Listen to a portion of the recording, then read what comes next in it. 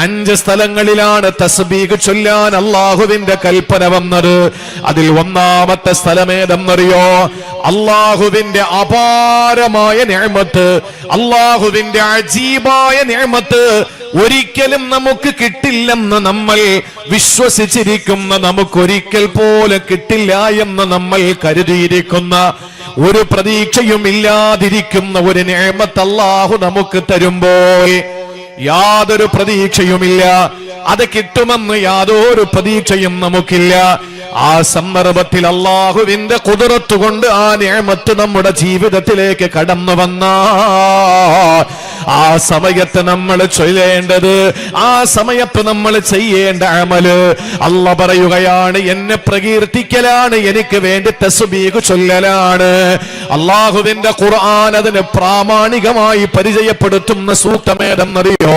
വിശുദ്ധ ഖുർആൻ സൂറത്തു ആലു ഇംറാനിലെ 41-ാമത്തെ സൂക്തമാണ്. അല്ലാഹു ആരെ പറ്റിയാണ് അതിൽ പറയുന്നതെന്നറിയോ? മഹാനായ സക്കരിയാ നബി അലൈഹിസ്സലാം. സക്കരിയാ നബി അലൈഹിസ്സലാമിന് അല്ലാഹു അനുഗ്രഹങ്ങളുടെ പേമാരി പെയ്തിറക്കി കൊടുത്ത മനുഷ്യനാണ്. സക്കരിയാ നബി അലൈഹിസ്സലാമിന് ധാരാളം നിഅമത്തുകൾ അല്ലാഹു കൊടുത്തു. പക്ഷേ അല്ലാഹു സക്കരിയാ നബിക്ക് കൊടുക്കാത്ത ഒരേ ഒരു നിഅമത്ത് ഏതായിരുന്നെന്നറിയോ?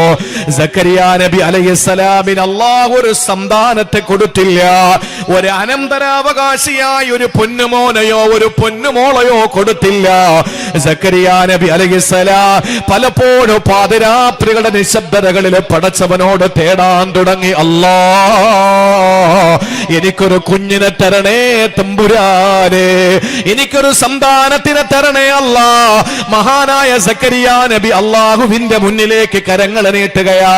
പ്രിയപ്പെട്ടവരെ, പാതിരാത്രിയുടെ നിശബ്ദതകളിൽ, ഇരുളിന്റെ ചുരുളില്, ആരോരുമില്ലാത്ത സന്ദർഭങ്ങളിൽ പടച്ചവന്റെ മുമ്പിൽ കരങ്ങൾ നീട്ടിയിട്ട് അല്ലാഹുവേ ഒരു സന്താനത്തെ തരണേ അല്ലാ. എന്നിട്ട് സക്കരിയാ നബി പടച്ചവനോട് പറയും, തമ്പുരാനെ, വലമ്മകും ബിദുആഇക റബ്ബി ശഖിയാ, നിന്നോട് കരങ്ങൾ നീട്ടിയിട്ട് ഇന്നേ വരെ എനിക്ക് പരാജയം സംഭവിച്ചിട്ടില്ല അല്ലാ. ഏത് കാര്യങ്ങൾ നിന്റെ മുന്നിലേക്ക് കരങ്ങൾ നീട്ടിയിട്ട് ഞാൻ ചോദിച്ചിട്ടുണ്ടോ, ആ കൈവലിക്ക് മുമ്പ് നീ തന്നിട്ടുണ്ട് തമ്പുരാനെ. അതുകൊണ്ട് എനിക്ക് നീ ഒരു സന്താനത്തെ തരണേ എന്ന് സക്കരിയാ നബി അലൈഹിസ്സലാം ചോദിക്കുമ്പോ, പ്രിയപ്പെട്ട സഹോദരങ്ങളെ, ഒരിക്കൽ സക്കരിയാ നബി അലൈഹിസ്സലാമിന്റെ അടുക്കലതാ മലക്ക് വരികയാ. എന്നിട്ട് സക്കരിയാ നബിയോട് പറയുന്നു, ഓ സക്കരിയാ, ഇന്നാ നുബശ്ശിറുക ബിഗുലാം, ഇതാ നിങ്ങൾക്ക് ഞാൻ ഒരു മകനെ കൊണ്ട് സന്തോഷ വാർത്ത തരികയാ, ഒരു പൊന്നുമോനെ കൊണ്ട് നിങ്ങൾക്ക് സുവിശേഷം അറിയിക്കുകയാണ്. ആ മകൻ പിറന്നു കഴിഞ്ഞാൽ ആ മകന്റെ കൈ പിടിച്ചിട്ട് പേരിടാൻ വേണ്ടി നിങ്ങൾ നടക്കണ്ട, ആ മകന് പേര് തേടിയിട്ട് നിങ്ങൾ അലയണ്ട സക്കരിയാ നബിയെ. ഇസ്മുഹു യഹ്യാ, ആ മകന്റെ പേര് യഹ്യാ എന്ന.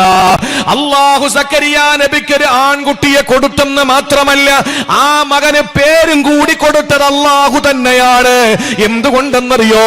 സക്കരിയാ നബിക്ക് ആ മകന് പിറക്കുന്നതിന് മുമ്പ് ചരിത്രത്തിൽ ഒരു കുഞ്ഞിനും അങ്ങനെ ഒരു പേരുണ്ടായിരുന്നില്ല. ആ പേരല്ലേ ഇസ്മുഹു യഹ്യാ. സക്കരിയാ നബി അലൈഹിസ്സലാമിന്റെ മകന്റെ പേര് യഹ്യാ എന്ന. ആ യഹ്യാ എന്ന പൊന്നുമോന് വളർന്ന് വളർന്ന് അല്ലാഹുവിന്റെ ദീനിന്റെ ദാഇയായി മാറി പ്രവാചക ശൃംഖലയിലെ ഒരു കണ്ണിയായി സക്കരിയാ നബി അലൈഹിസ്സലാം മാറുകയാണ്. യഹ്യാ നബി എന്ന പൊന്നുമോനും മാറുകയാ. അല്ലാഹു എല്ലാ അനുഗ്രഹങ്ങളും കൊടുത്തല്ലോ. ആ സമയത്ത് സക്കരിയാ നബി അലൈഹിസ്സലാമിന്റെ മുമ്പിൽ മലക്ക് വന്ന സമയത്ത് ആ മലക്കിനോട് സക്കരിയാ നബി ചോദിച്ചൊരു ചോദ്യമുണ്ട്. എന്ത് ചോദ്യമാണെന്നറിയോ? അല്ലാഹുവിന്റെ ദൂതന് ജിബ്രീൽ എന്ന മാലാഖ ഒരു സന്താനത്തിന്റെ സൗഭാഗ്യത്തിന്റെ സുവിശേഷവുമായിട്ട് കടന്നു വരുമ്പോ സക്കരിയാ നബി അല്ലാഹുവിന്റെ മലക്കിനോട് ചോദിച്ച ചോദ്യം എന്തെന്നറിയോ? അല്ലാഹുവിനോട് നേരിട്ട് ചോദിച്ച ചോദ്യം തന്നെയാണ്. ഖാല റബ്ബി അന്നാ യകൂനു ലീ ഗുലാം, പടച്ചവനെ, എനിക്കെങ്ങനാണ് സന്താനങ്ങൾ ഉണ്ടാവുക, എനിക്കെങ്ങനാണ് മക്കൾ ഉണ്ടാവുക? അല്ലാഹുവേ, എനിക്കെങ്ങനെ ഒരു കുഞ്ഞുണ്ടാകാനാണ് നിന്നോട് ഞാൻ തേടി, നിന്നോട് ഞാൻ ചോദിച്ചു, നിന്നോട് ഞാൻ ദുആ ചെയ്തു, നിന്നോട് ഞാൻ അർത്ഥിച്ചു, നിന്നോട് ഞാൻ പ്രാർത്ഥിച്ചു. അതൊക്കെ ശരി തന്നെ. പക്ഷേ കൈഫ അന്നാ റബ്ബി അന്നാ യകൂനു ലീ ഗുലാ, എങ്ങനെയാണ് എനിക്കൊരു കുഞ്ഞുണ്ടാവുക? വഖദ് ബലഗനിയൽ കിബറു വംറഅതി ആഖിർ. സക്കരിയ നബി അലൈഹിസ്സലാം പറയുകയാണ്, വഖദ് ബലഗനിയൽ കിബറു, എനിക്ക് വാർദ്ധക്യം വന്നല്ലോ, ഞാൻ വൃദ്ധനായല്ലോ. എല്ലാ സന്ദർഭത്തിലും എല്ലാ സാഹചര്യങ്ങളും എല്ലാ അളവുകോല് വെച്ച് പരിശോധന നടത്തിയാൽ ഒരു സന്താനത്തെ ഉണ്ടാക്കാൻ, ഒരു സന്താനത്തെ ഉൽപ്പാദിപ്പിക്കാനുള്ള ആ ശേഷി നഷ്ടപ്പെട്ടവനാണല്ലോ ഞാൻ. എന്റെ പ്രിയപ്പെട്ട ഭാര്യ പ്രസവിക്കാത്ത സ്ത്രീയാണല്ലോ, പിന്നെങ്ങനെ എനിക്ക് കുഞ്ഞുണ്ടാവും? നിങ്ങൾ ചിന്തിക്കേണ്ട വിഷയമാണ്. ഇവിടെയാണ് ഭൗതിക ശാസ്ത്രം വെറും വട്ടപൂജ്യമാണെന്ന് തെളിയിക്കപ്പെടുക. ഇവിടെയാണ് ലോകത്തിന്നേ വരെ ഒരു ഗൈനക്കോളജിസ്റ്റിനും മറുപടി കൊടുക്കാൻ കഴിയാത്ത വണ്ണം അള്ളാഹുവിന്റെ വിശുദ്ധമായ ഖുർആനിന്റെ ജാജ്വല്യത ഇന്നും എന്റെ പ്രിയപ്പെട്ട സഹോദരങ്ങളെ ആളുകളുടെ മുമ്പിൽ ഇന്നും വിശുദ്ധമായ ഖുർആനിന്റെ സന്ദേശം ആരുടെ മുന്നിലും ധീരമായി നമുക്ക് പറയാൻ കഴിയുന്നത് എവിടെയാണ്? സക്കരിയ നബി അലൈഹിസ്സലാമിന് അല്ലാഹു തആല യഹ്യ എന്ന പ്രിയപ്പെട്ട മകനെ കൊടുക്കുന്നത് എപ്പോഴെന്നറിയോ?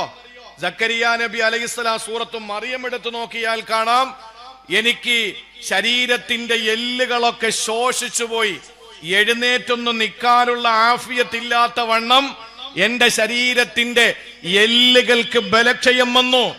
മാത്രമല്ല എന്റെ തലമുടി ഒക്കെ നരച്ചിരിക്കുകയാണ്.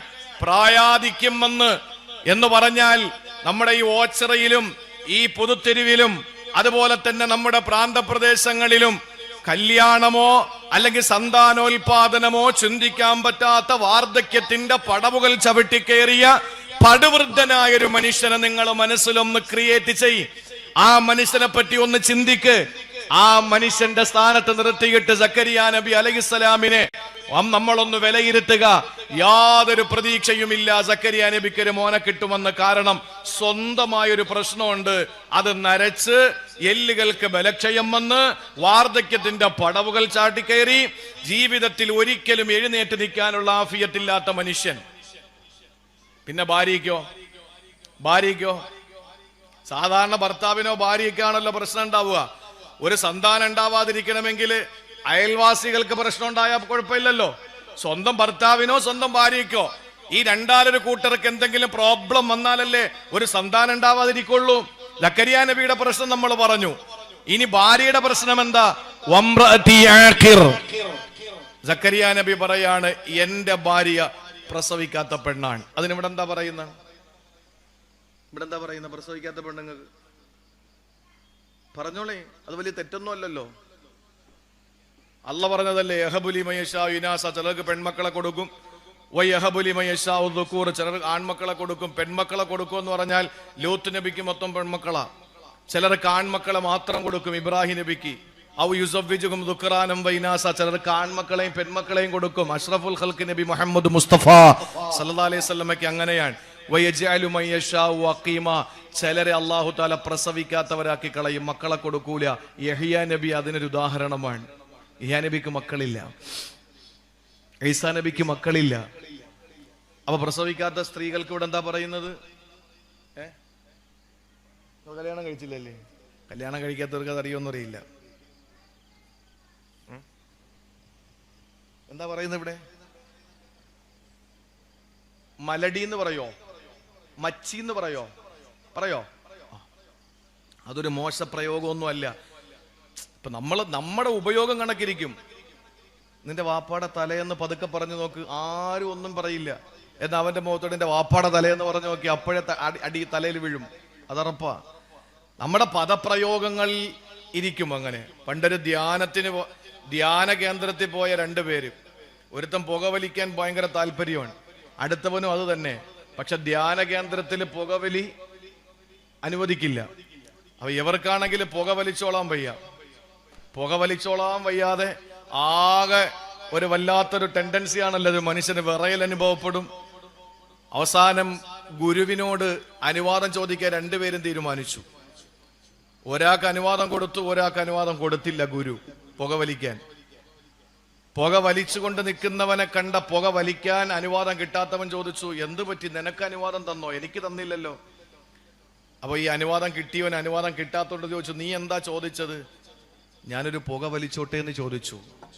അതാ അനുവാദം കിട്ടാത്തത്, അതാ അനുവാദം നിനക്ക് കിട്ടാത്തത്. അപ്പൊ അവൻ ചോദിച്ചു, നീ എന്താ അനുവാദം ചോദിച്ചത്?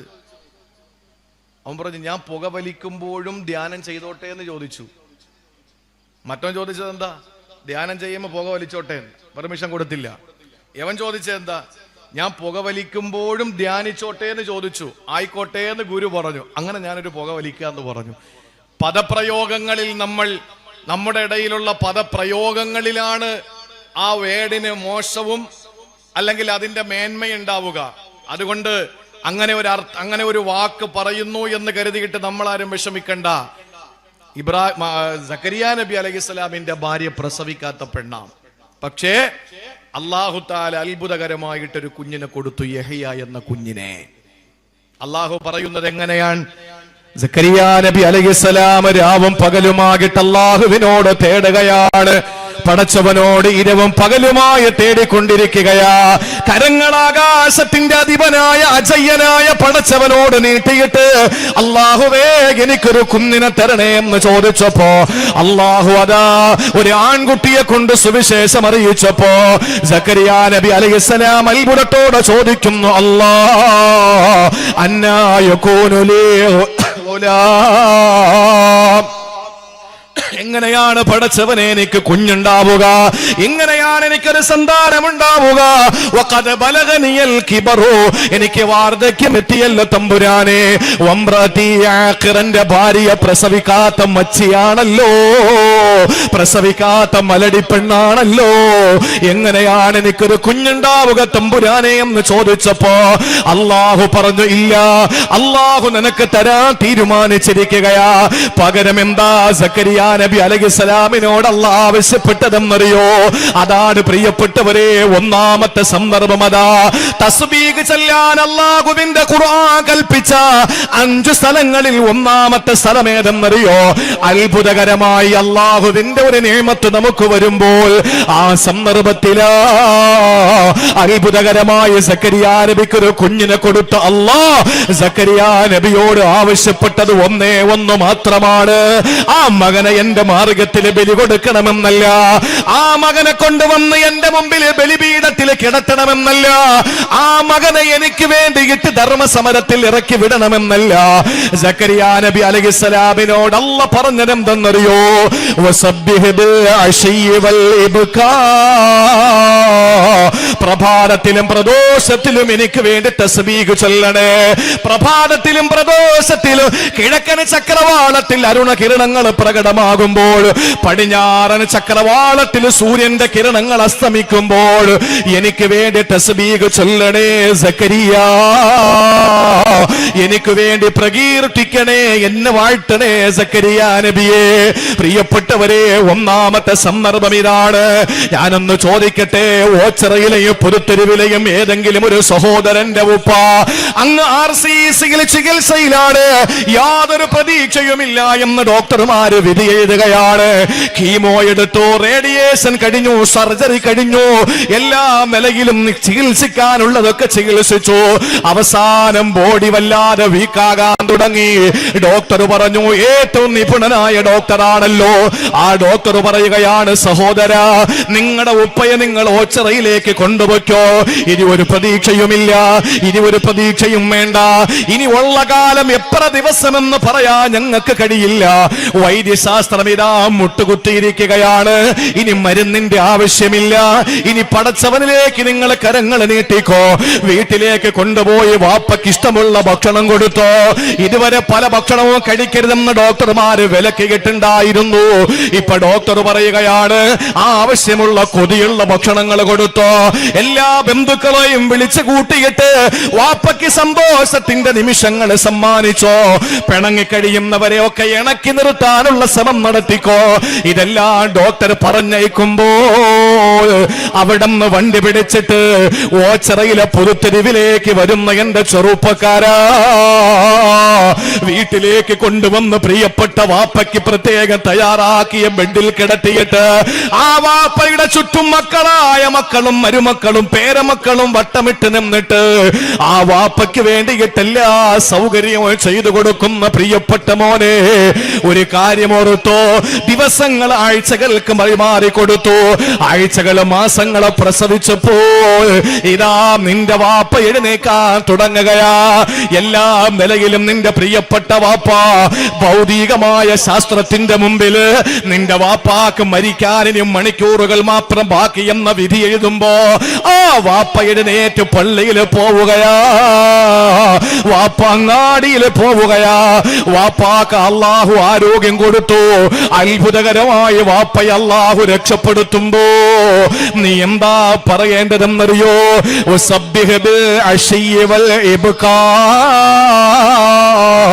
പ്രഭാതത്തിലും പ്രദോഷത്തിലും അള്ളാനെ വാഴ്ത്തണമെന്ന്, അള്ളാനെ പുകഴ്ത്തി പറയണമെന്ന് അള്ളാന്റെ പരിശുദ്ധ ഖുർആൻ. ജീവിതത്തിൽ ഒരു കുഞ്ഞിക്കാല് കാണാൻ ഭാഗ്യമില്ലാതെ സങ്കടപ്പെടുമ്പോ എല്ലാ ഗൈനക്കോളജിസ്റ്റിന്റെ മുമ്പിലും പോയി മുട്ടാത്ത വാതിലുകളില്ല, പോകാത്ത ആശുപത്രികളില്ല, കഴിക്കാത്ത മെഡിസിൻ ഇല്ല, പിടിക്കാത്ത നോമ്പുകളില്ല, ഇരക്കാത്ത രാവുകളില്ല, പൈസ ഇടാത്ത പള്ളിയുടെ വഞ്ചികളില്ല. ഈ നിലയിൽ പടച്ചവന്റെ മുമ്പിൽ കരങ്ങൾ നീട്ടിയപ്പോ ഡോക്ടർ പറഞ്ഞു, ഇല്ല നിനക്കൊരു കുഞ്ഞുണ്ടാവൂല, വേണമെങ്കിലും നീ മറ്റൊരു വിവാഹം കഴിച്ചോ എന്ന് ഡോക്ടർ പറഞ്ഞു. അല്ലെങ്കിലോ ഡോക്ടർ പറഞ്ഞു, വാടക ഗർഭാശയം എടുത്തിട്ട് പ്രത്യേകമായ സംവിധാനത്തിലൂടെ, നൂതന സംവിധാനത്തിലൂടെ നിനക്കൊരു കുഞ്ഞിക്കാല് കാണാ. ഇല്ല, എനിക്കതിന്റെ ആവശ്യമില്ല, എനിക്ക് സർവാധിനാഥനായ സർവഗുണ സമ്പൂർണനായ സർവലോക സൃഷ്ടിയുടെ സംഹാരകർത്താവായ അള്ളാഹു തരുമെന്ന പ്രതീക്ഷയോടെ നിന്നപ്പോൾ ദിവസങ്ങൾ ആഴ്ചകളായി മാറിക്കൊണ്ടിരിക്കുമ്പോ ഒരു ദിവസം നിന്റെ രാജകുമാരി, നിന്റെ പ്രാണപ്രേയസി, നിന്റെ പ്രിയപ്പെട്ട ഭാര്യ നിന്റെ അടുത്ത് വന്നിട്ട് പറയുകയാണ്, എനിക്കെന്തോ വിശേഷമുള്ളതുപോലെ തോന്നുകയാ. സഹോദരങ്ങളെ, അവരുടെ മാസമുറ നിൽക്കുകയാണ്. അവരുടെ വയറ്റിലതാ ഒരു കുഞ്ഞിക്കാല് അള്ളാഹു കൊടുക്കുമ്പോ ലോകത്ത് മുഴുവൻ ഗൈനക്കോളജിസ്റ്റുകളും ഇല്ല, പ്രസവിക്കൂലെന്ന് വിധി എഴുതുന്ന സന്ദർഭത്തിൽ അള്ളാഹു നിനക്ക് അത്ഭുതകരമായി ഒരു കുഞ്ഞിനെ തന്നു കഴിഞ്ഞാൽ എന്താ നീ ചെയ്യേണ്ടതെന്നാണ് ഒന്നാമതായി അല്ലാഹു പഠിപ്പിച്ചത്.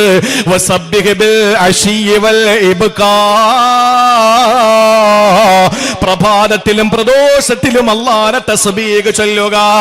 തന്റെ പ്രിയപ്പെട്ട മകൾക്ക് 10-30 വയസ്സ് കഴിഞ്ഞു, സൗന്ദര്യമില്ല, സമ്പത്തില്ല, കുടുംബമാഹാത്മ്യമില്ല, ഒന്നുമില്ലാത്തതിന്റെ പേരില് വർത്തമാന കേരളീയ ചെറുപ്പക്കാര് ഒരുത്തനും കല്യാണം കഴിക്കുന്നില്ല.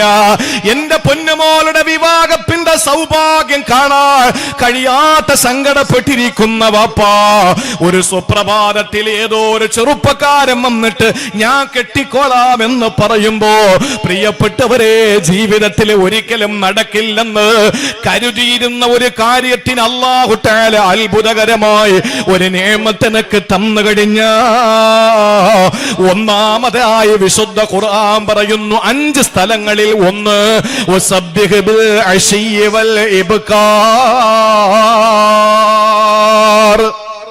പ്രഭാതത്തിലും പ്രദോഷത്തിലും നീ അള്ളാഹുവിനെ വാഴ്ത്തി പറയണം. ഇത്രേ റബ്ബ് നമ്മളിൽ നിന്ന് പ്രതീക്ഷിക്കുന്നുള്ളൂ. ഒരു പ്രതീക്ഷയില്ലാത്തൊരു കാര്യം നടക്കുമ്പോ നമ്മൾ എന്തു പറയണം? സുബ്ഹാനല്ലാഹ്. അത് ഖുർആന്റെ ഭാഷയാണ്. നിരവധി സ്ഥലങ്ങളിൽ തസ്ബീഹിനെ പറ്റി പറഞ്ഞ ഖുർആൻ ആവർത്തനങ്ങൾ മാറ്റിവെച്ചു കഴിഞ്ഞാൽ 5 സ്ഥലങ്ങളിൽ നീ എന്നെ പ്രകീർത്തിക്കണമെന്ന് അല്ലാഹ് പറഞ്ഞതിൽ ഒന്നാമത്തെ സന്ദർഭം സക്കരിയ നബിക്ക് യഹ്യ നബിയെ കിട്ടിയതിലൂടെ സൂറത്തു ആലു ഇമ്രാൻ 41-ാമത്തെ സൂക്തം പഠിപ്പിക്കുന്നത്, നിനക്ക് അത്ഭുതകരമായി എന്തെങ്കിലും ഒരു നിഅമത്ത് അല്ലാഹു നിനക്ക് തരുമ്പോഴാണ്. ഒന്ന് മറക്കരുത്. എത്രയായി? ഇനി രണ്ടാമത്തേത് നമ്മുടെ ജീവിതത്തിൽ ഒരുപാട് അഭിപ്രായ വ്യത്യാസങ്ങൾ നമ്മൾ കേൾക്കും. നമുക്ക് ശത്രുക്കൾ ഒരുപാടുണ്ടാവും.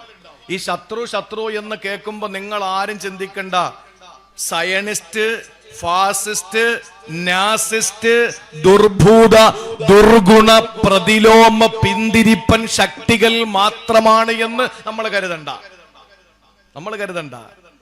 ഫാസിസ്റ്റുകളോ നാസിസ്റ്റുകളോ ദുർഭൂതങ്ങളോ ദുർഗുണന്മാരോ ഒന്നും ആണെന്ന് നമ്മൾ കരുതണ്ട.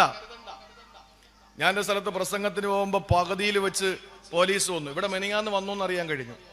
അത് പിന്നെ ടൈം ഓവർ ആയത് കൊണ്ടാവാം. ഞാൻ ആ പ്രോഗ്രാമിന് പങ്കെടുത്ത് പകുതിയായപ്പോഴേ പോലീസ് വന്നിട്ട് പറഞ്ഞു മൈക്ക് ഓഫ് ആക്കണമെന്ന് പറഞ്ഞു. മൈക്ക് ഓഫ് ആക്കി ഇത്രയും പുരുഷന്മാരടുത്തേക്ക് വിളിച്ചിരുത്തിയിട്ട് ഞാൻ എങ്ങനെ പ്രസംഗിക്കാനാ? സ്ത്രീകളാണെങ്കിൽ ഇതിന്റെ 10 ഇരട്ടിയുണ്ട്. അപ്പൊ എങ്ങനെയാ സംസാരിക്കുക? അവരോട് സംഘാടകർ ചെന്നിട്ട് കാല് പിടിച്ചു നോക്കി. അവര് പറഞ്ഞു അങ്ങേ അറ്റം പോയ 1/2 മണിക്കൂർ. അവസാനം എന്താ പ്രശ്നം? നമുക്ക് പ്രശ്നം അറിയണമല്ലോ. പറഞ്ഞു നിങ്ങളുടെ പ്രസംഗം നടക്കുന്ന അടുത്ത് നിങ്ങളുടെ സമുദായത്തിൽപ്പെട്ട ആളുകൾ തന്നെ വിളിച്ചു പറഞ്ഞതാണ് മൈക്ക് ഓഫ് ആക്കാൻ. എങ്ങനെയുണ്ട്? യാക്കൂബ് നബി അലൈഹിസ്സലാമിന്റെ അടുത്ത് വന്നിട്ട് മോൻ പറഞ്ഞ എന്താ? യൂസുഫ് നബി അലൈഹിസ്സലാം, പാപ്പ ഞാൻ ഒരു സ്വപ്നം കണ്ട്. സ്വപ്നം എന്താ മോനെ? യൂസുഫ് നബി അലൈഹിസ്സലാം സ്വപ്നം പറഞ്ഞു കൊടുത്തു. അപ്പൊ യാക്കൂബ് എന്ന വാപ്പ പറഞ്ഞ എന്താ? പൊന്നു മോനെ, ഇതാരറിഞ്ഞാലും നിന്റെ 11 സഹോദരങ്ങൾ അറിയരുത്. എന്റെ മക്കളാണ്, പക്ഷെ അവരറിയരുത്. ചിലപ്പോ നമ്മുടെ ശത്രു എവിടെ നിന്നുണ്ടാവും? കൂടപ്പറപ്പുകളായിട്ട് വരും. അതായി പറയുന്നത്. അതുകൊണ്ട് ശത്രു എന്ന് കേൾക്കുമ്പോ ഫാസിസ്റ്റുകൾ മാത്രമാണെന്ന് ആരും കരുതി പോകണ്ട. അതുകൊണ്ട് നമ്മുടെ ജീവിതത്തിൽ എതിരാളികൾ, ശത്രുക്കൾ എന്തെങ്കിലും നമ്മളെ പറ്റി പറയുന്ന സന്ദർഭത്തിൽ നമ്മൾ എന്ത് വേണം? ആകെ വിഷമിച്ച്, ആകെ പ്രയാസപ്പെട്ട്, ആകെ വല്ലാതെ വഷളായി നമ്മൾ ഇനി എന്താ ചെയ്യാന്ന് പറഞ്ഞിട്ട് നമ്മൾ ഇങ്ങനെ നിൽക്കലാണോ? അങ്ങനെയാണെങ്കിൽ പിന്നെ പ്രഭാഷകരെ സംബന്ധിച്ചിടത്തോളം എനിക്ക് എന്റെ കാര്യം തന്നെ പറഞ്ഞാൽ ഓരോ ദിവസവും നമുക്കെതിരെ വരുന്ന ഓരോ നമ്മൾ അറിയാത്ത കാര്യങ്ങൾ, അത് ഒരു സാമ്പത്തിക സ്ത്രീ വിഷയങ്ങളൊന്നും അല്ല അല്ലാന്റെ തൗഫീഖ് കൊണ്ട്. പക്ഷേ ഈ വിഷയങ്ങൾ നമ്മുടെ പ്രഭാഷണവുമായി ബന്ധപ്പെട്ട് നടക്കുന്ന വിഷയങ്ങളിൽ ഒരുപാട് പ്രശ്നങ്ങൾ ഉണ്ടായിക്കൊണ്ടിരിക്കുമ്പോ തളർന്നു പോവാനാണെങ്കിൽ എന്നേ ഇത് വെച്ച് കെട്ടേണ്ട സമയം കഴിഞ്ഞു. നമ്മളിവിടെ നിന്ന് ഓച്ചറയിലേക്ക് പോകുന്നുവെങ്കിൽ 2 ഭാഗത്ത് നായ്ക്കളെ കുരയ്ക്കും. ആ കുരയ്ക്കുന്ന നായ്ക്കളെയൊക്കെ കല്ലെടുത്ത് എറിഞ്ഞെറിഞ്ഞ് നിന്നാൽ ഓച്ചറയിൽ എത്താൻ പറ്റൂല. നമ്മുടെ ലക്ഷ്യം ഓച്ചറയാണ്. ആ ഓച്ചറയിലേക്ക് നമ്മൾ വേഗം എത്തിച്ചേരുക, അതാ നമ്മുടെ ലക്ഷ്യം. മാർഗങ്ങളിൽ നിൽക്കുന്ന നായ്ക്കളെ കല്ലെറിയാൻ നിന്നാൽ എത്തിച്ചേരില്ല. ഇത് എന്റെ വാക്കല്ല. സാർത്ഥവാഹക സംഘം മുന്നോട്ട്, കുരയ്ക്കുന്ന നായ്ക്കളെ കുരച്ചോട്ടെ, നമ്മൾ മുന്നോട്ട് പോകണം. ഇത് ഖുർആന്റെ ഭാഷയാണ്. അള്ളാഹുവിന്റെ ഹബീബിനെ ആക്ഷേപിച്ചപ്പോൾ, വിമർശിച്ചപ്പോൾ, അള്ളാഹുവിന്റെ റസൂലിനെ പറ്റികെട്ട് ആക്ഷേപത്തിന്റെ ശരങ്ങൾ എഴുതപ്പോ എന്തൊക്കെയാ റസൂലുള്ളാഹിനെ പറഞ്ഞതെന്നറിയോ? സഹോദരങ്ങളെ, ഏതാനും ചില വാക്കുകൾ കൊണ്ട് ഞാനൊന്ന് പരിചയപ്പെടുത്തട്ടെ. ഹബീബായ പ്രവാചകന്റെ ദഅവത്തിന്റെ, നുബുവത്തിന്റെ, റിസാലത്തിന്റെ ആദ്യഘട്ടത്തില് അള്ളാഹുവിന്റെ ഹബീബ് സ്വന്തം പ്രിയപ്പെട്ട ബന്ധുക്കളടക്കമുള്ള മക്കക്കാരെ മുഴുവൻ ഒരു മലഞ്ചെരുവില് വിളിച്ചുകൂട്ടിയിട്ട് അവരോട് ചോദിക്കുകയാണ്, ഈ മലയുടെ അടിവാരത്തിൽ നിന്ന് ശത്രുക്കൾ നിങ്ങൾ ആക്രമിക്കാൻ വരുന്നെന്ന് പറഞ്ഞാൽ നിങ്ങൾ വിശ്വസിക്കുമോ? ആ സമയത്ത് ഏകസ്വരത്തിൽ ഏകകണ്ഠമായവർ പറഞ്ഞതെന്തെന്നറിയോ? ഓ മുഹമ്മദ്, ഞങ്ങൾ വിശ്വസിക്കും. എന്തുകൊണ്ടെന്നറിയോ? പകല് നേരത്ത് ഉദിച്ചു നിൽക്കുന്നത് സൂര്യനല്ല ചന്ദ്രനാണെന്ന് പറഞ്ഞാൽ, രാത്രി ഉദിച്ചു നിൽക്കുന്നത് ചന്ദ്രനല്ല സൂര്യനാണെന്ന് പറഞ്ഞാൽ അത് ഞങ്ങൾ വിശ്വസിക്കും മുഹമ്മദ്. കാരണം ഇന്നേ വരെ തമാശയ്ക്ക് പോലും അസത്യത്തിന്റെ ലാഞ്ചനാതരങ്ങളിൽ നിന്ന് അടർന്ന് വീണിട്ടില്ലാത്ത ആമിനയുടെ, അബ്ദുള്ളയുടെ പൊന്നുമോനെ, ഒരിക്കൽ പോലും നീ കളവ് പറഞ്ഞിട്ടില്ല. നീ അൽ അമീനാണ്, അസ്സാദിഖ. അതുകൊണ്ട് ഞങ്ങൾ വിശ്വസിക്കും മുഹമ്മദേ എന്ന് പറഞ്ഞപ്പോ കിട്ടിയ അവസരത്തിൽ പ്രവാചകൻ അവരോട് പറഞ്ഞതെന്തെന്നറിയോ? എന്നാ ഞാൻ നിങ്ങളോട് പറയുകയാണ്, മനുഷ്യബുദ്ധിയെ പരസ്യമായിട്ട് അവഹേളിക്കുന്ന ശിലാവിഗ്രഹങ്ങളുടെ മുമ്പിൽ കൈകൂപ്പി നിൽക്കല്ലേ.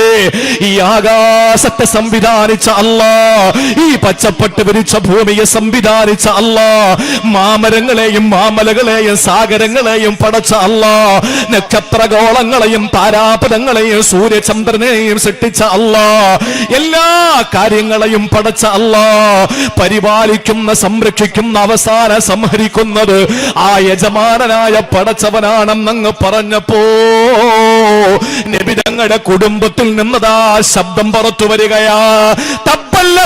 മുഹമ്മദ്, മുഹമ്മദ്, ഇതിനാണോ നീ ഇവിടെ ഞങ്ങളെ ഒരുമിച്ച് കൂട്ടിയത്? അലിഹാദാ ജമഅതനാ, ഇതിനാണോടാ നീ ഞങ്ങളെ ഇവിടെ ഒരുമിച്ച് കൂട്ടിയത്? ആ ശബ്ദം അബൂലഹബിന്റെ ശബ്ദമായിരുന്നല്ലോ. അബൂലഹബ് വിളിച്ചു ചോദിച്ചു, മുഹമ്മദേ, നാണം കെട്ട മുഹമ്മദ്, ഇതിനാണോ നീ ഞങ്ങളെ ഇവിടെ ഒരുമിച്ച് കൂട്ടിയത്? നീ നശിച്ചു പോട്ടടാ, നീ നശിച്ചു പോകട്ടടാ എന്ന് അള്ളാന്റെ ഹബീബിന്റെ മുഖത്ത് നോക്കി പറഞ്ഞപ്പോൾ സ്വന്തം കുടുംബത്തിൽ നിന്നല്ലേ ആദ്യമായിട്ട് എതിർപ്പ് വന്നത്? അള്ളാന്റെ റസൂലിന്റെ ഹൃദയം തേങ്ങാൻ തുടങ്ങുമ്പോ ഇതാ ജിബ്രീൽ എന്ന മാലാഖയെ വിളിച്ചിട്ട് ആകാശ ലോകത്ത് നിന്ന് പടച്ചവന്റെ അറിയിപ്പ് വരികയാണ്. തബ്ബത് യദാ അബീ ലഹബിൻ വതബ്, നബിയേ, നിങ്ങൾ വിഷമിക്കല്ലേ, നിങ്ങൾ പ്രയാസപ്പെടല്ലേ, നിങ്ങൾ വേദനിക്കല്ലേ, നിങ്ങളുടെ ഹൃദയത്തിന് യാതൊരു ചാഞ്ചാട്ടവും വരല്ലേ, ആ മനസ്സ് സങ്കടപ്പെടല്ലേ, ആ മനസ്സ് വേദനിക്കല്ലേ. തബ്ബത് യദാ അബീ ലഹബിൻ വതബ, ഈ അബൂലഹബിന്റെ രണ്ട് കരങ്ങളും നശിച്ചു പോട്ടെ, നശിച്ചു പോയിരിക്കുകയാ. പ്രിയപ്പെട്ടവരെ, അറബികളുടെ ഇടയിൽ ഏറ്റവും മോശമായ പദമേതെന്നറിയോ? നിനക്ക് നാശം വരട്ടെ എന്ന ശാപവാക്കാണ്. ആ ശാപവാക്കാണ് 40ാമത്തെ വയസ്സിൽ എന്റെ ഹബീബ്, നിങ്ങളുടെ നായകൻ അഷ്റഫുൽ ഖൽഖ് നബി മുഹമ്മദ് മുസ്തഫ സ്വല്ലല്ലാഹു അലൈഹി വസല്ലമ തങ്ങളുടെ റിസാലത്തിന്റെ ഭൂമുഖത്തേക്ക് നോക്കിയിട്ട് കുടുംബത്തിൽ പിറന്ന അബൂലഹബ് വിളിച്ചു പറഞ്ഞതെങ്കിൽ അതേ നാണയത്തിൽ അല്ലാഹു തിരിച്ചടിച്ചുകൊണ്ട് റസൂലുള്ളാഹിനെ സുരക്ഷിതനാക്കിയില്ലേ? കാലങ്ങൾ കഴിഞ്ഞു പോയി. അള്ളാന്റെ പ്രിയപ്പെട്ട പ്രവാചകന് ആൺമക്കളും പെൺമക്കളുമായിട്ട് അല്ലാഹു തആല 7 മക്കളെ കൊടുത്തു. അതിൽ ആൺമക്കളെല്ലാം പിറന്നുടനെ മരിക്കാൻ തുടങ്ങി. ആ സമയത്ത് ആസുബിനു വായിൽ എന്ന് പറയുന്ന ധിക്കാരിയായ തെമ്മാടിയായ മനുഷ്യൻ എന്താ പറഞ്ഞതെന്നറിയോ? റസൂലുള്ള എവിടെ പ്രസംഗിക്കുമോ, എവിടെ പ്രബോധനം ചെയ്യുമോ, അവിടെ വന്നുകൊണ്ട് ആളുകളെ വിളിച്ചു കൂട്ടിയിട്ട് പറയൂ, ഇന്നഹോ അബ്തർ, ഇവന് വേരറ്റവനാണ്, വാലറ്റവനാണ്, ഇവന് സന്താനങ്ങൾ വാഴാത്തവനാണ്. കണ്ടില്ലേ, ഇവന്റെ ആൺമക്കളെല്ലാം മരിച്ചു പോകുന്നത് കണ്ടില്ലേ? ഇവന് മക്കള് വാഴാത്തവനാണ്, ഇവന് വേരറ്റ് പോയവനാണ്, ഇവന് വാലറ്റ് പോയവനാണ്. ഇതാ ഹലക്ക ഇങ്കത്തഴതിക്കറുഹോ, യവനെങ്ങാനും മരിച്ചാ പിന്നെ ചോദിക്കാൻ ആരുമില്ല. റസൂലുള്ളാന്റെ ഹൃദയത്തിൽ തന്റെ പൊന്നുമക്കൾ മരിച്ചപ്പോൾ വരാത്ത വേദന ആളുകൾ ഇങ്ങനെ ആക്ഷേപിച്ചപ്പോൾ കടന്നു വരികയാ. പ്രവാചകന്റെ മനസ്സ് വല്ലാതെ നൊമ്പരപ്പെടുകയാ.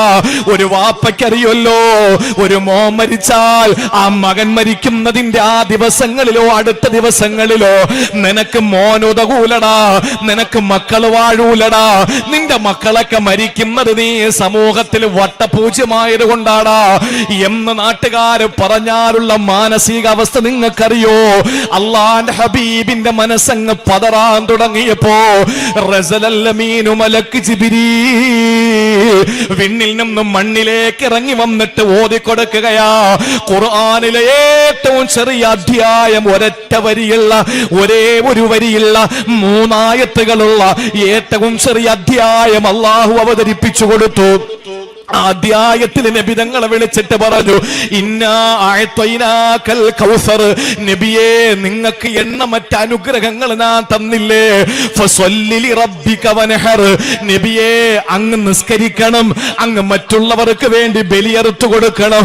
എന്നിട്ട് അല്ലാഹുവിന്റെ ഖുർആൻ പറഞ്ഞു, ഇന്ന ശാനിയക ഹുവൽ അബ്തർ, അങ്ങയെ വയരറ്റവനെന്ന് വിളിച്ചവന്, അങ്ങയെ വാലറ്റവനെന്ന് വിളിച്ചവന്, അങ്ങക്ക് സന്താനങ്ങൾ ഉപകരിക്കൂല എന്ന് പറഞ്ഞവന് അവനാണ് നബിയെ അബ്തർ, അവനാണ് വേരറ്റവൻ, അവനാണ് വാലറ്റവനെന്ന് പറഞ്ഞപ്പോൾ അള്ളാന്റെ ഹബീബിന് സമാധാനം വന്നു.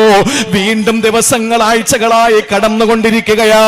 ദീനീ പ്രബോധനത്തിൽ ധീരമായ ചുവടുവെപ്പ് റസൂലുള്ള നടത്തിക്കൊണ്ടിരിക്കുമ്പോ എവിടെ പോയാലും ഹബീബിന്റെ പിന്നാലെ ആളുകൾ കൂടിയിട്ട് പറയാൻ തുടങ്ങി, ഇന്നഹോ മജ്നൂൻ,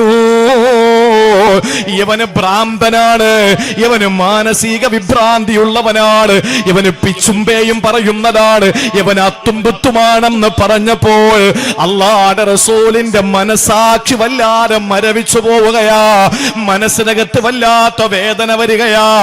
എന്റെയും നിങ്ങളുടെയും ഹബീബ് സ്വത്ത് സമ്പാദിക്കുന്നതിന് വേണ്ടി കേട്ടതല്ല, ഏതെങ്കിലും അധികാര കസേര പിടിക്കുന്നതിന് വേണ്ടി കേട്ടതല്ല, അള്ളാഹുവിന്റെ ദീനിന്റെ സംസ്ഥാപനത്തിനു വേണ്ടിയിട്ട് പരിശുദ്ധമായ ദീനിന്റെ വിജയത്തിന് വേണ്ടി പരിശ്രമിച്ചപ്പോൾ അള്ളാഹുവിന്റെ ശത്രുക്കൾ നബി തങ്ങളുടെ മുഖത്ത് നോക്കിയിട്ട് പറഞ്ഞത്, ഇന്നകല മജ്നൂ, നീ ഭ്രാന്തനാടാ മുഹമ്മദേ എന്ന് വിളിച്ചപ്പോൾ അള്ളാന്റെ റസൂലിന്റെ കണ്ണുകൾ നിറഞ്ഞു, കരൾ വല്ലാതെ വേദനിച്ചു. അതാ ജിബ്രീൽ വരികയാ.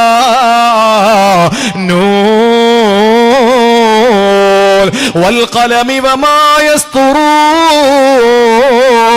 ما أنت بنعمة ربك بمجنون.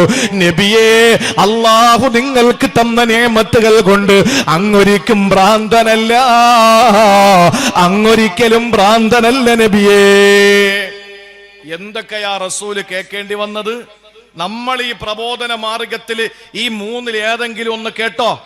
നമുക്ക് നാശത്തിന് വേണ്ടിയിട്ട് ഏതെങ്കിലും നിരീശ്വരവാദികൾ നമുക്കെതിരെ ശാപവാക്കു പറഞ്ഞോ? നമ്മൾ പറയുന്ന ആശയങ്ങളോട് പിടിച്ചു നിൽക്കാൻ കെൽപ്പില്ലാത്തൊരു സമൂഹം നമ്മുടെ ആശയങ്ങൾ എടുത്തു വെച്ചിട്ട് ആക്ഷേപിച്ചു എന്നതിനപ്പുറത്ത് ഈ പറയുന്നവനൊക്കെ നശിച്ചു പോകുമെന്ന് ഏതെങ്കിലും കുടുംബത്തിൽ പറഞ്ഞോമാര് പ്രാഗിയോ? ഇല്ല. ഏതെങ്കിലും ആളുകൾ നമ്മുടെ ഉറ്റവർ മരണപ്പെട്ടു പോയത് നമ്മുടെ ഈ പ്രബോധനത്തിന്റെ അല്ലെങ്കിൽ നമ്മൾ മുന്നോട്ട് വയ്ക്കുന്ന ആശയത്തിന്റെ ഒരു റിയാക്ഷനാണ്, പ്രതിഫലനമാണ് എന്ന് ആരെങ്കിലും കളിയാക്കിയോ? കളിയാക്കിയില്ല. നമുക്ക് ആർക്കെങ്കിലും മാനസിക രോഗമാണെന്ന് ഏതെങ്കിലും വിവരം കിട്ടവന്മാര് പറഞ്ഞോ? പറഞ്ഞില്ല. ഇതെല്ലാം അള്ളാഹുവിന്റെ റസൂല് കേൾക്കേണ്ടി വന്നില്ലേ? ഭ്രാന്തനെന്ന് കേൾക്കേണ്ടി വന്നു. മകൻ മരിച്ചുപോയത് നിനക്ക് സന്താനങ്ങൾ വാഴാത്തതാണെന്ന് പറഞ്ഞു, നീ നാശത്തിന്റെ വക്കിലാണെന്ന് പറഞ്ഞു. പിന്നെയും പറഞ്ഞു ജ്യോത്സ്യനാണ്, അതുപോലെ തന്നെ മാരണക്കാരനാണ്. ഇതൊക്കെ പറയുമ്പോഴും അള്ളാഹുവിന്റെ റസൂലിന്റെ മനസ്സ് വേദനിക്കുകയാ. ശത്രുക്കളുടെ ആക്ഷേപത്തിന്റെയും വിമർശനത്തിന്റെയും ശരങ്ങൾ അള്ളാഹുവിന്റെ റസൂലിന് നേരെ വരുമ്പോൾ അള്ളാന്റെ ഖുർആൻ സൂറത്തുൽ ഹിജ്റിലൂടെ അള്ളാഹു പറഞ്ഞതെന്തെന്നറിയോ? ഓച്ചിറയിലെ പൊതുതെരുവിൽ എന്നെ കേൾക്കുന്നവരെ, സോഷ്യൽ മീഡിയയിലൂടെ എന്നെ കേൾക്കുന്നവരെ, ഈ ചാനലിലൂടെ എന്നെ കേട്ടുകൊണ്ടിരിക്കുന്നവരെ, അള്ളാന്റെ ദീൻ നിങ്ങൾ പുറത്തു പറയുമ്പോ, അള്ളാഹുവിന്റെ ദീനിനെ പറ്റിയിട്ട് നിങ്ങൾ പ്രസംഗിക്കുമ്പോ, നിങ്ങൾ തൂലിക ചലിപ്പിക്കുമ്പോ ആളുകൾ എന്ത് പറഞ്ഞാലും നിങ്ങൾ സങ്കടപ്പെടല്ലേ. അള്ളാഹു രണ്ടാമതായി പറഞ്ഞത് അവിടെയാണ് തസ്ബീഹ് ചൊല്ലാൻ. എപ്പോഴാണ്? വലഖദ് നഅലമു അന്നക യളീഖു സദ്റക ബിമാ യഖൂലൂൻ. നബിയെ, ആളുകൾ വിമർശിക്കുന്നത് കേൾക്കുമ്പോൾ അങ്ങയുടെ ഹൃദയത്തിന് വേദനയുണ്ടെന്ന് നമുക്കറിയാം. ആളുകളെ വിമർശിക്കുമ്പോ, ആളുകൾ പറയുന്നത് കേട്ടിട്ട് അങ്ങയുടെ മനസ്സ് വല്ലാതെ പതറുകയാണെന്ന് ഞങ്ങൾക്കറിയാം, എനിക്കറിയാം. അല്ലാഹു പറയുകയാ, അതുകൊണ്ട് നബിയെ, ആ വിഷയം നിങ്ങൾ നേരിടുന്ന സമയത്ത് ചെയ്യേണ്ടത് ഫസബ്ബിഹ ബിഹംദി റബ്ബിക വകും മിനസ് സാജിദീൻ. അല്ലാഹു സൂറത്ത് ഹിജ്റിലെ 98-ാമത്തെ സൂക്തത്തിലൂടെ പറയുന്നു, അങ്ങനെ ആളുകൾ എന്ത് പറഞ്ഞാലും നിങ്ങൾ ആ സമയത്തന്നെ പ്രകീർത്തിക്കണം.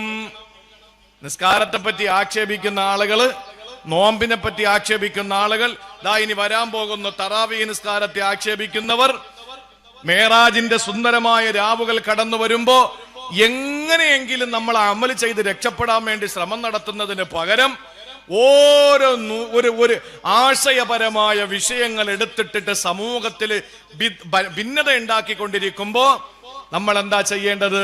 അള്ളാഹുവിനെ പ്രകീർത്തിച്ച് മടങ്ങണമെന്ന് വിശുദ്ധ ഖുർആൻ. അപ്പൊ രണ്ടാമത് നമ്മൾ തസ്ബീഹ് ചൊല്ലണമെന്ന് ഖുർആൻ പറഞ്ഞത് എവിടെയാണ്? നമ്മൾ ആക്ഷേപങ്ങളും വിമർശനങ്ങളും കേൾക്കുന്ന സമയത്ത് വലഖദ് നഅലമു അന്നക യളീഖു സദറുക ബിമാ യഖൂലൂൻ, ജനങ്ങൾ പറയുന്നത് കേട്ടിട്ട് അങ്ങയുടെ ഹൃദയത്തിന് വല്ലാത്ത പെടച്ചിലുണ്ടെന്ന് എനിക്കറിയാം നബിയെ. പക്ഷേ വസബ്ബിഹ് ബിഹംദി റബ്ബിക വകും മിനസ് സാജിദീൻ, നിങ്ങൾ അള്ളാഹുവിനെ പ്രകീർത്തിച്ചുകൊണ്ട് സുജൂദിലേക്ക് വീഴൂ നബിയെ.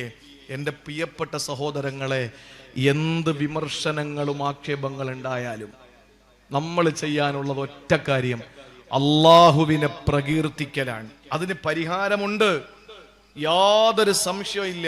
ഞാനതാ പറഞ്ഞത്, ഇത് അള്ളാഹുവിന്റെ ഹബീബിന് അള്ളാഹു അറിയിച്ചു കൊടുത്തു. അബ്തർ എന്ന് വിളിച്ചവന്റെ മുഖത്ത് നോക്കിയിട്ട് നബി തങ്ങൾ ഓതിക്കൊടുത്തു, ഇന്ന ഷാനിഅക ഹുവൽ അബ്തർ, അവനാണ് അബ്തർ. ഭ്രാന്തൻ എന്ന് വിളിച്ചവന്റെ മുഖത്ത് നോക്കിയിട്ട് പറഞ്ഞു, വമാ സാഹിബുക്കും ബിമജ്നൂൻ, നിങ്ങളുടെ കൂട്ടുകാരൻ ഭ്രാന്തനല്ല. നശിച്ചു പോകട്ടെ എന്ന് പിരാകിയവന്റെ മുമ്പിൽ അല്ലാഹു തആല ഉടനടി ആയത്തിറക്കിയിട്ട് പറഞ്ഞു, അവന്റെ രണ്ട് കരങ്ങളും നശിച്ചിരിക്കുന്നു. ആലോചിച്ചു നോക്കിയേ, അള്ളാഹു ഈ നിലയിൽ ഇടപെട്ടതിന്റെ കാരണം എന്താണ്? ഈ ഇടപെടലുകൾ നടത്തിയതിന്റെ കാരണം അള്ളാഹുവിന്റെ വിശുദ്ധ ഖുർആൻ നബി സല്ലല്ലാഹു അലൈഹി വസല്ലമ തങ്ങളോട് പറഞ്ഞത്, നിങ്ങൾ അള്ളാഹുവിനെ പ്രകീർത്തിക്കണം, നിങ്ങൾ അള്ളാഹുവിനെ പ്രകീർത്തിച്ചു കൊണ്ടിരിക്കണം. നമ്മൾ എന്തെല്ലാം കേൾക്കുന്നു. ഒരു കാര്യം കൂടെ ഞാൻ പറയട്ടെ, നമ്മൾ ഏറ്റവും കൂടുതൽ ആഗ്രഹിക്കുന്നത് എന്തെന്നറിയോ? നമ്മളുടെ അഭാവത്തിൽ നമ്മളെ പറ്റി ആരും ഒന്നും പറയാതിരിക്കണം. അതല്ലേ പൊതുതെരുവാർക്ക് ഇഷ്ടം അല്ലേ? നിങ്ങളെന്താ ഈ വലിയ വലിയ എന്താ അമേരിക്കയിൽ നിന്നതുപോലെ ഇരിക്കുന്നത്? നമ്മളൊക്കെ അറിയുന്നവരല്ലേ. ആ 8ാമത്തെ വാർഷികം, ഞാൻ 8ാമത്തെ വർഷം, എത്രയാ? 7 അല്ലേ? കഴിഞ്ഞ വർഷം മാത്രം വന്നില്ല. അവിടെ ഉണ്ടാ? കഴിഞ്ഞ വർഷം മാത്രം വന്നില്ല. ബഹുമാനപ്പെട്ട ഉസ്താദ് എന്നെ ഒരുപാട് വിളിച്ചു, സംഘാടകരെ വിളിച്ചു. പക്ഷേ ആ സന്ദർഭത്തിൽ നമുക്ക് കഴിഞ്ഞ വർഷത്തെ പ്രോഗ്രാമിൽ എനിക്ക് സംബന്ധിക്കാൻ കഴിയുന്നില്ല, ആ ഡേറ്റ് നോക്കാത്തത് കൊണ്ടാണ്. ഇല്ലെങ്കിൽ അവരൊത്തിരി വിളിച്ചു. ഞാൻ ആദ്യമായിട്ട് ഇവിടെ പ്രസംഗിക്കുന്നത്, ഞാൻ ഇപ്പോഴും ഓർക്കുന്നത്, ഞാൻ വരുന്നത് നമ്മുടെ ഈ നാട്ടുകാരനായ എന്താണ് ചായത്തറക്കാരൻ അല്ലേ? ചായക്കാരൻ ചായക്കാരൻ തറയിൽ എന്നാണ് ഇവിടെ പറയാ. ഞങ്ങളുടെ നാട്ടില് ഖലീൽ എന്ന് പറഞ്ഞ ഓച്ചറ ഖലീൽ എന്നാ പറയുന്നത്. അപ്പൊ അദ്ദേഹവും എന്റെ നാട്ടുകാരനാണ്. അപ്പൊ അദ്ദേഹവും അദ്ദേഹത്തിന്റെ ഭാര്യ, ഞങ്ങൾ ഒരു വണ്ടി നിറച്ചിട്ട് അവിടെ വന്നത് ആദ്യത്തെ പരിപാടിയിൽ. അപ്പൊ ഇന്നിപ്പോ അദ്ദേഹത്തിന് എത്താൻ പറ്റിയില്ല. ഞാൻ അദ്ദേഹത്തിനെ സത്യത്തിന് വിളിക്കാൻ വിട്ടതാണ്. അദ്ദേഹം പ്രത്യേകം ദുആ ചെയ്യാം. അദ്ദേഹത്തിന്റെ വാപ്പയും ഉമ്മയൊക്കെ എവിടെയാണ് അല്ലെ? വാപ്പാടെ ഉമ്മയുടെ ഒക്കെ ഖബർ ഇവിടെയാണ്. അള്ളാഹു മഗ്ഫിറത്തോട് അനുഗ്രഹിക്കുമാറാവട്ടെ. അപ്പോ 8ാമത്തെ വർഷമാണ്, 7ാമത്തെ വർഷമാണ് ഞാൻ നിങ്ങളെ കാണുന്നത്. 8ാമത്തെ വാർഷികം. കഴിഞ്ഞ വർഷം ഞാൻ കാരണം വരാത്തതാണ്, വിളിക്കാത്തതല്ല, എന്റെ ഡേറ്റ് വെക്കാത്തതാണ്. അപ്പൊ അതുകൊണ്ട് ചിന്തിച്ചു നോക്കിയേ, നമ്മളെല്ലാരും ആഗ്രഹിക്കുന്നത് നമ്മളില്ലാത്തപ്പോ നമ്മളെപ്പറ്റി നല്ലത് പറയലല്ലേ? മൂസാ നബി അലൈഹിസ്സലാമിന് വല്ലാത്തൊരു പൂതി. എന്താണെന്നറിയോ? പടച്ചോനെ, എനിക്കൊരു ആഗ്രഹമുണ്ട്. അള്ള ചോദിച്ചു, എന്താ മൂസ? അള്ളാഹ്ക്ക് അറിയാത്തതാണോ? മൂസാ നബി കൊണ്ട് പറയിപ്പിക്കുന്നതാ. എന്താ മൂസ നിന്റെ ആഗ്രഹം? അത് എന്റെ അഭാവത്തിൽ എന്നെ പറ്റി ഒരാളും മോശം പറയാൻ പാടില്ല. എനിക്ക് അങ്ങനെ ഒരു നിഅമത്ത് നീ തരണം. ഞാൻ ഇല്ലാത്തപ്പോ എന്നെ പറ്റി മോശം പറയാൻ ആരും ഉണ്ടാകരുത്. ആ സമയത്ത് അള്ളാഹു മൂസാ നബിയോട് പറഞ്ഞ വാക്കെന്താന്നറിയോ? മൂസാ നബി അലൈഹിസ്സലാമിനോട് അള്ളാഹു പറയുകയാണ്, മൂസ, ഈ കാര്യം ഞാൻ എന്റെ വിഷയത്തിൽ പോലും തീരുമാനിച്ചിട്ടില്ല. എന്റെ വിഷയത്തിൽ പോലും ഞാൻ ഇങ്ങനെ ഒരു നിലപാടെടുത്തിട്ടില്ല. എന്നിട്ട് അള്ളാഹു പറയുന്നു, ഖലഖ്തുഹും, ഞാനാണ് സർവ്വജനങ്ങളെ സൃഷ്ടിച്ചത്. അല്ലേ? അള്ളാഹു അല്ലേ ലോകത്തുള്ള എല്ലാവരും സൃഷ്ടിച്ചത്? അർസുഖുഹും, ഞാനാണ് ഇവർക്ക് ഭക്ഷണം കൊടുക്കുന്നത്. അല്ലാതെ സിവിൽ സപ്ലൈസ് മന്ത്രിയാണോ നമുക്ക് ഭക്ഷണം തരുന്നത്? നമുക്ക് ഭക്ഷണം തരുന്നത് ഭക്ഷ്യവകുപ്പ് മന്ത്രിയാണോ? നമുക്ക് ഭക്ഷണം തരുന്നത് കേരളത്തിന്റെയോ കേന്ദ്രത്തിന്റെയോ ആരെങ്കിലും മന്ത്രിമാരാണോ? ഒരാളുമല്ല. റാസിഖ് അല്ലാഹുവാണ്. ഒരു ഇമാമിനെ സംബന്ധിച്ചിടത്തോളം ആ ഇമാമിന് ആഹാരം കൊടുക്കുന്നത് പ്രസിഡന്റ് അല്ല, അല്ലാഹുവാണ് റാസിഖ്. അല്ലാഹുവാണ് റാസിഖ്. ആ റാസിഖ് പടച്ചവനല്ലേ. അർസുഖുഹും, ഞാനാണ് അവർക്ക് ഭക്ഷണം കൊടുക്കുന്നത്. ഞാൻ സൃഷ്ടിച്ച് ഞാൻ ഭക്ഷണം കൊടുക്കുന്നു. ഉആഫീഹിം, ഞാനാണ് അവർക്ക് ആഫിയത്ത് കൊടുക്കുന്നത്. കൈ കൊണ്ടെടുത്ത് കഴിക്കാൻ, കഴിച്ചത് ചവയ്ക്കാൻ, ചവച്ചത് ദഹിക്കാൻ, ദഹിച്ചത് അവരുടെ പോകേണ്ട ഭാഗങ്ങളിലേക്ക് അതിന്റെ സത്തും കൊത്തുമൊക്കെ പോകാൻ, ഇതൊക്കെ ഞാനാണ് ചെയ്തത്. എന്നിട്ട് അള്ളാഹു പറയുന്നു, സൃഷ്ടിച്ച് ഭക്ഷണം കൊടുത്തു, ആഫിയത്ത് കൊടുത്തു, ഇതെല്ലാം ഞാൻ കൊടുത്തിട്ട് യഖൂലൂന, ഈ മനുഷ്യര് പറയുന്നു, ഇത്തഖദ്തു സാഹിബത്തം വ വലദ, എനിക്ക് ഭാര്യയും മക്കളും ഉണ്ടെന്ന്. അള്ളാഹ് പറയാ മൂസാ നബിയുടെ അടുത്ത്, മൂസാ നബി നിങ്ങൾ പറഞ്ഞ എന്താ, നിങ്ങളില്ലാത്തപ്പോ നിങ്ങളെ പറ്റി ഒന്നും പറയരുത്. അള്ളാഹ് പറയാ, ഇത് എന്റെ വിഷയത്തിൽ പോലും ഞാൻ എടുത്ത്, എനിക്കെന്താ കഴിയാത്തതാണോ? പക്ഷെ ഞാൻ അങ്ങനെ അങ്ങ് വിട്ടേക്കുകയാണ് ആ സമൂഹത്തെ. ഞാൻ സൃഷ്ടിച്ചു, ഭക്ഷണം കൊടുത്തു, ഞാൻ എല്ലാം ചെയ്തു കൊടുത്തു. പക്ഷേ ഞാൻ എന്നെ പറ്റി അവര് പറയുന്നത് എനിക്ക് ഭാര്യയും മക്കളും ഉണ്ടെന്നാണ്. എന്നിട്ട് അള്ളാഹു താല പറഞ്ഞ എന്താണെന്നറിയോ? ആൺമക്കളെ ഉണ്ട് എന്ന് അള്ളാഹുവിനെ പറ്റിയിട്ട് സത്യനിഷേധികൾ പറഞ്ഞപ്പോൾ, മലായിക്കത്തുകൾ പടച്ചവന്റെ പെൺമക്കളാണെന്ന് പറഞ്ഞപ്പോൾ അള്ളാഹു അവരെ എന്താ ചെയ്തത്? പടച്ചവൻ പോലും ചെയ്തത് നിങ്ങൾ കേൾക്കണോ? സൂറത്തു മറിയമിൽ കാണാ, വഖാലു ഇത്തഖദർ റഹ്മാനു വലദാ, അള്ളാഹുവിന് ആൺമക്കളുണ്ടെന്ന് പറഞ്ഞപ്പോ, അള്ളാഹുവിന് സന്താനങ്ങളുണ്ടെന്ന് പറഞ്ഞപ്പോ അതിന് അള്ളാഹു കൊടുത്ത മറുപടി ആകാശത്തെ ഇടിച്ചു വീഴ്ത്തിയിട്ടല്ല, ഭൂമി പിളർത്തിയിട്ടല്ല, സാഗരത്തെ കരയിലേക്ക് കയറ്റിയിട്ടല്ല, വന്യമൃഗങ്ങളെ ഇറക്കിയിട്ട് ചവിട്ടിയിട്ടല്ല. അള്ളാഹു അവർക്ക് കൊടുത്ത മറുപടി എന്തെന്നറിയോ? മാ കാന ലില്ലാഹി അൻ യത്തഖിദ മിൻ വലദിൻ സുബ്ഹാനാ, എനിക്ക് ആൺമക്കളുണ്ടെന്ന് പറയാണോ? സുബ്ഹാനാ, അള്ളാഹുവിനെതിരെ വന്ന ആരോപണത്തെ പോലും അള്ളാഹു നേരിട്ടത് സുബ്ഹാനാ, തസ്ബീഹ് കൊണ്ടാണ്. തസ്ബീഹ് കൊണ്ടാണ്. പെൺമക്കളെ പറ്റി പറഞ്ഞല്ലോ, വയജഅലൂന ലില്ലാഹിൽ ബനാതി സുബ്ഹാനാ, സൂറത്തുൻ നഹ്ൽ. എനിക്ക് പെൺമക്കളുണ്ടെന്ന് പറയുന്നു കുറെ ആളുകൾ. സുബ്ഹാനാ, എന്റെ മറുപടി അതാണ്. ഓക്കെ, അള്ളാഹുവിനെതിരെ ആരോപണം പറഞ്ഞപ്പോ അള്ളാഹു താല പ്രതികരിച്ചത് സുബ്ഹാനല്ലാഹ്, സുബ്ഹാൻ, സുബ്ഹാനല്ലാഹ്, ഇങ്ങനെയല്ലേ പറഞ്ഞ അള്ളാഹു?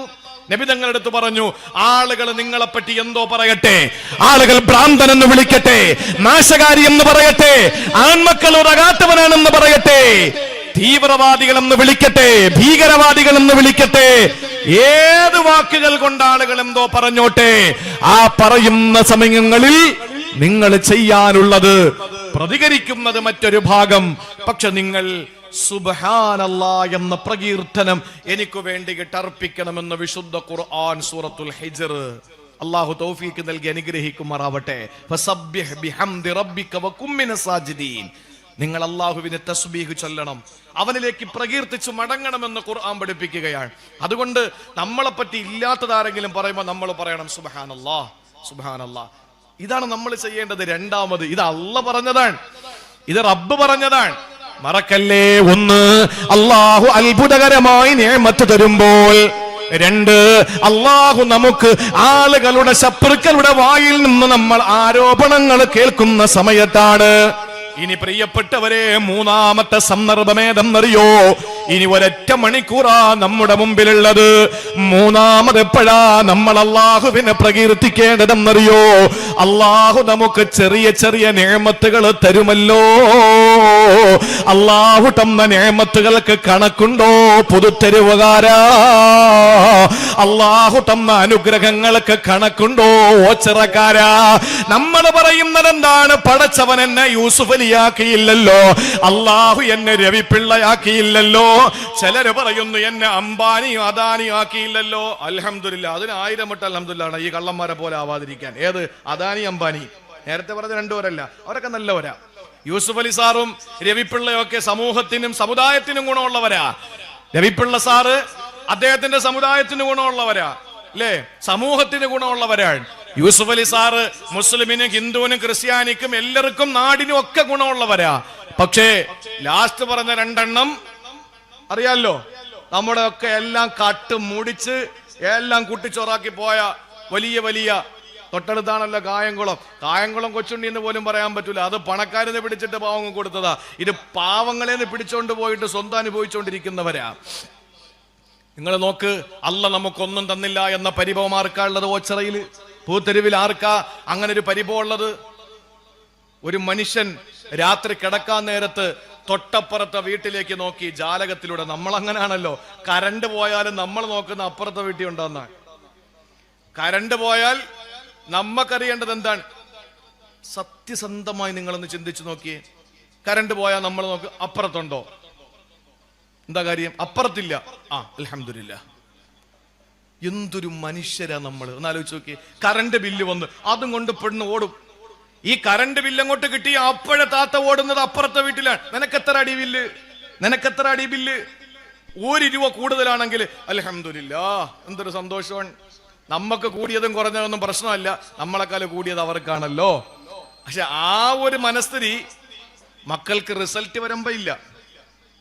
മോന് പ്രോഗ്രസ് കാർഡും കൊണ്ട് വന്നു, അല്ലെങ്കിൽ റിസൾട്ട്, പരീക്ഷയുടെ എക്സാമിന്റെ റിസൾട്ട് വന്നു. ആ റിസൾട്ട് കൊണ്ട് അപ്പുറത്ത് പോടി. എത്ര മാർക്ക്? അവള് പറയാ 49, 50. ഇപ്പോഴും അങ്ങനെ തന്നെയല്ലേ? അള്ളാഹു അല. 50-ന് 49. ഇപ്പൊ എല്ലാം A+. ഇപ്പൊ ഒന്ന് മാർക്കൊന്നും അറിയാൻ പറ്റൂലല്ലോ. 50-ന് 49. നമ്മുടെ കുട്ടിക്കോ 48 ഉള്ളെങ്കിൽ ആകെ വിഷമായി. ഒരു മാർക്ക്, ഒറ്റ മാർക്ക് അവന് കൂടിയത്. നമ്മൾ എന്നിട്ട് ചെന്നിട്ട് എടുത്തിട്ട് അങ്ങോട്ട് അടിക്കുകയാണ് കുഞ്ഞിനെ. എന്താടാ നീ 1 മാർക്ക് കുറച്ച് കളഞ്ഞത്? കഷ്ടപ്പെട്ട് ഈ 48 വാങ്ങിയതിന് അവനെ അഭിനന്ദിക്കുകയല്ല, മറിച്ച് ഒരെണ്ണം കുറഞ്ഞു പോയതിന് അവനെ തല്ലുകയാണ്. ഈ 1 മാർക്ക് അപ്പുറത്ത് കൂടിയപ്പോ നമുക്ക് സഹിക്കാൻ വയ്യ.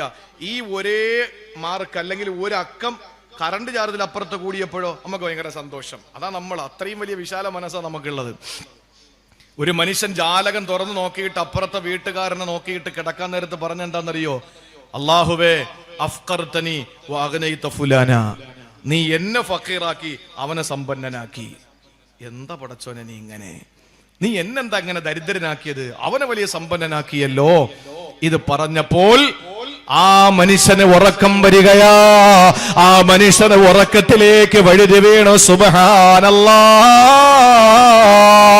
ഉറക്കത്തിൽ ആ മനുഷ്യന് സ്വപ്നം കാണുകയാ. സ്വാലിഹായ ഒരു മനുഷ്യൻ അയാളുടെ അടുത്തെത്തുകയാ. എന്നിട്ട് ചോദിക്കുന്നു, സഹോദരാ, നിന്റെ കണ്ണ് കൊടുക്കുന്നുണ്ടോ? 100,000 ദീനാർ, 1,00,000 ദീനാർ തരാം. 100,000 ദീനാർ നിനക്ക് തരാം. ആ കണ്ണിങ് തരുവോ? ഈ മനുഷ്യൻ പറഞ്ഞു, ഏതു മനുഷ്യൻ? എന്നെ ദരിദ്രനാക്കി അവനെ സമ്പന്നനാക്കിയ റബ്ബേ, നീ കാണിച്ചത് അനീതിയല്ലേ എന്ന് രാത്രി ചോദിച്ചിട്ട് കിടന്ന മനുഷ്യനോട് വന്ന സാലിഹായ മനുഷ്യൻ ചോദിച്ചു, ആ കണ്ണ് കൊടുക്കുന്നുണ്ടോ? 1,00,000 ദീനാർ തരാം. കൊടുക്കൂല.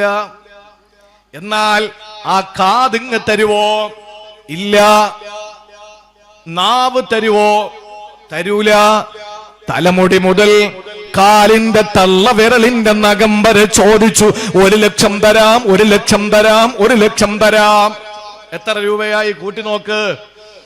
ആ അപ്പുറത്തെ വീട്ടുകാരനേക്കാൾ സമ്പന്നനാകും. പക്ഷെ ഈ മനുഷ്യന് ഓരോന്ന് ചോദിക്കുമ്പോഴും പറയും, കാണാൻ പറ്റൂലല്ലോ, കേൾക്കാൻ പറ്റൂലല്ലോ, മിണ്ടാൻ പറ്റൂലല്ലോ, തിന്നാൻ പറ്റൂലല്ലോ, നടക്കാൻ പറ്റില്ലല്ലോ, അതുകൊണ്ട് ഞാൻ തരില്ല, തരില്ല, തരില്ല.